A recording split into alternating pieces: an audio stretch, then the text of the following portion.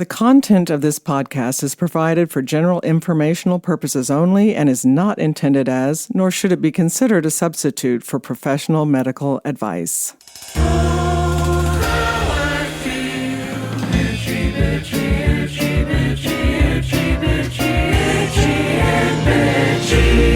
Hello, everyone. This is Karen Nickel, family nurse practitioner, and this is Itchy and Bitchy, a podcast that provides answers to your many unanswered health questions.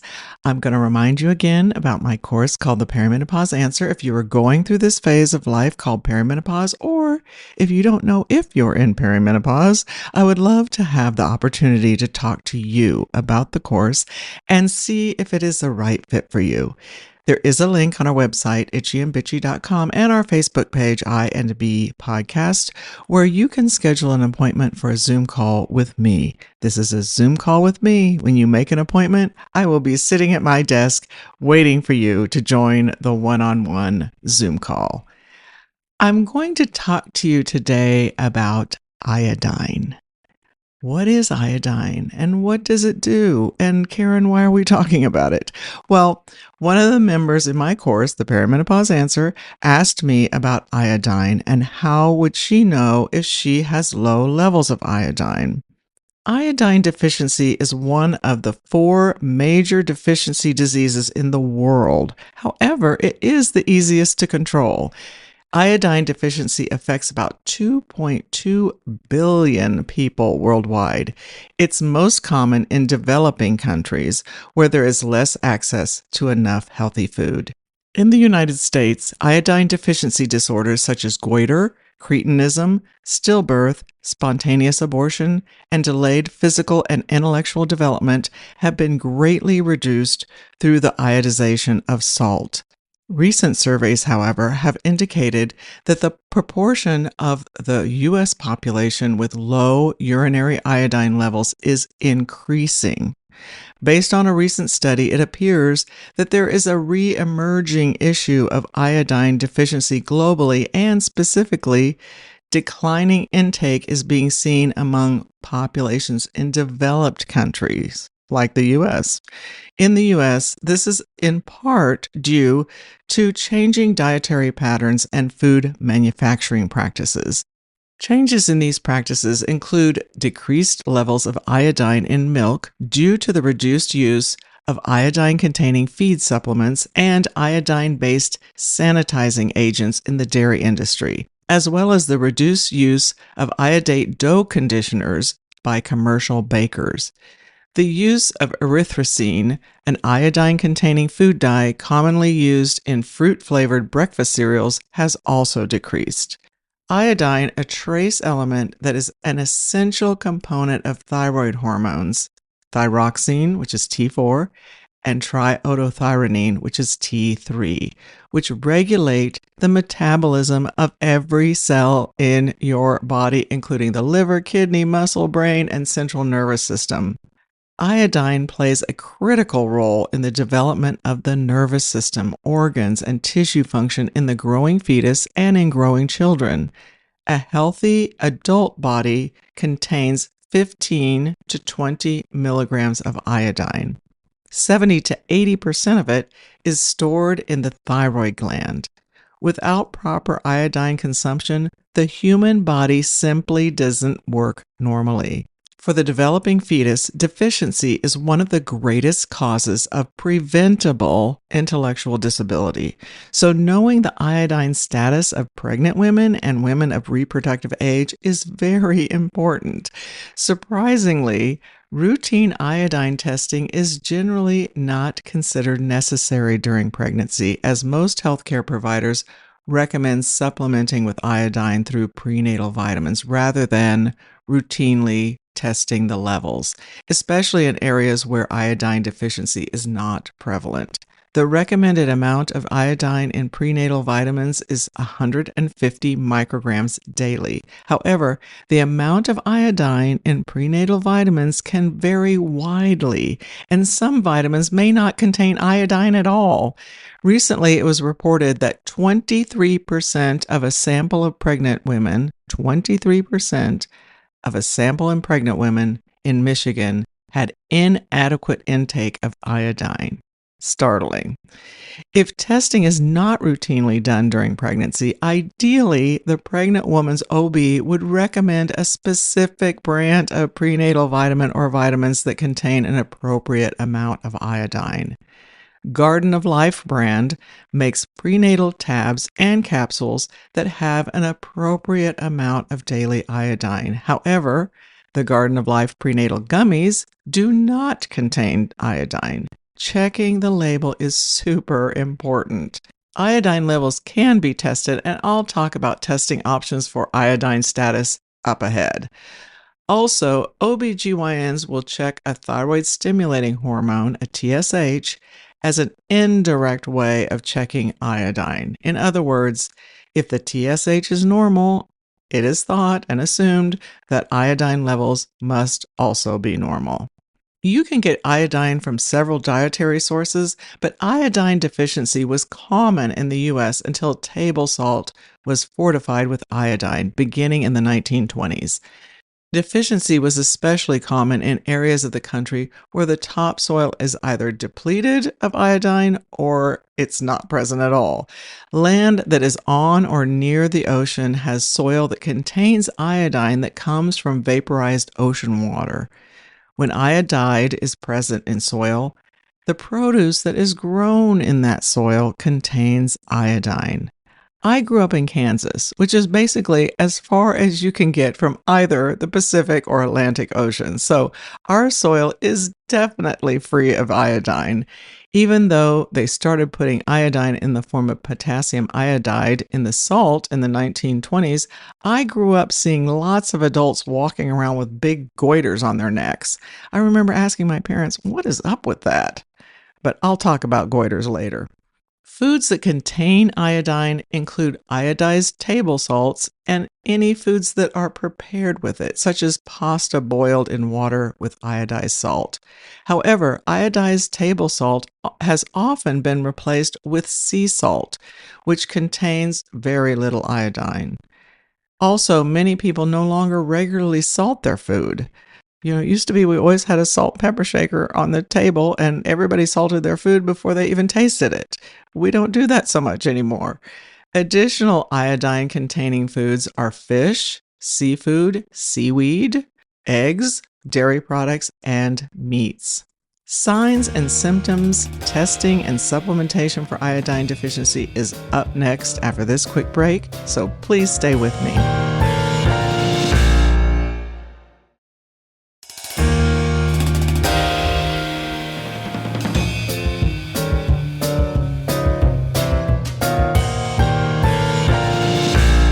Welcome back. Signs and symptoms of iodine deficiency can include swelling of the thyroid glands in the neck. This can cause a visible lump called a goiter to form on your neck, the front of your neck. This is what I talked about earlier that I saw all over the place in Kansas. Low levels of thyroid hormones, which is called hypothyroidism, can happen when we don't have enough iodine in our body. And typically, hypothyroidism causes symptoms that include fatigue, increased sensitivity to cold, constipation, dry skin, weight gain, puffy face, muscle weakness, elevated blood cholesterol levels, pain or stiffness in the muscles or joints, slowed heart rate, thinning hair, depression, poor memory, or a heavier than normal period in women who are menstruating. In infants, hypothyroidism can cause symptoms like frequent choking, large tongue, puffy face, constipation, poor muscle tone, extreme sleepiness. In children and teens, we can see poor growth, delayed tooth development, delayed puberty, poor mental development, and cognitive issues can also occur, including low IQ, trouble learning, mental disabilities, especially in children if the birthing parent had an iodine deficiency while pregnant or nursing. Signs and symptoms of iodine deficiency in pregnant people can include enlarged thyroid or goiter. Iodine deficiency is the most common cause of goiter. Elevated levels of the two thyroid hormones T4 and T3, elevated instead of low levels, and elevated levels of thyroid stimulating hormone. Earlier, I mentioned the iodine form called iodide. There is a difference between these two forms of iodine. In nature, iodine exists as what we call elemental iodine, or it can be present in the form of iodide. Elemental iodine is made up of two iodine atoms that are bonded together. In this form, iodine should never be ingested or applied directly to the skin or tissue because it is highly corrosive and will cause severe damage to tissue on contact. The good news is that unless you work in a laboratory setting, it is unlikely that you will come into contact with elemental iodine.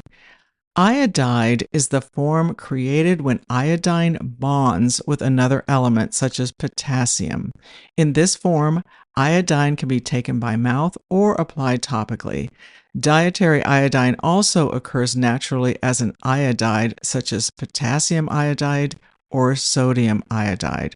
For example, seaweed contains iodide. When you purchase iodine from a local drugstore, it's usually an iodide solution. This combination allows the body to absorb and use it safely. So, iodine and iodide are simply different expressions of the same element. Iodides simply represent a safe form of iodine for ingestion.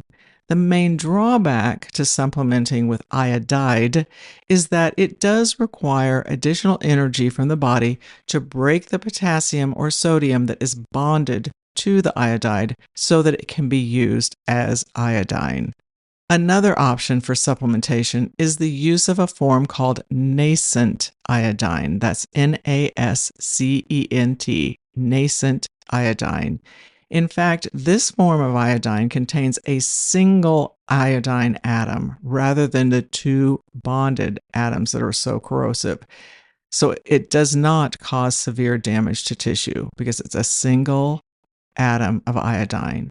In fact, it provides the body with an easily absorbable and available form of iodine. Iodine status is typically assessed using urinary iodine measurements. Urinary iodine reflects dietary iodine intake directly because people excrete more than 90% of dietary iodine in their urine. Spot urine iodine measurements, which means that you collect a single urine sample at any time of the day. The sample is usually collected at your provider's office or at a medical lab. A random urine sample can be a useful indicator of iodine status. However, a 24-hour urinary iodine or a multiple spot urine measurements over one day are more accurate ways to test for iodine levels in the body. They're harder to do than a single sample, but they're much more accurate.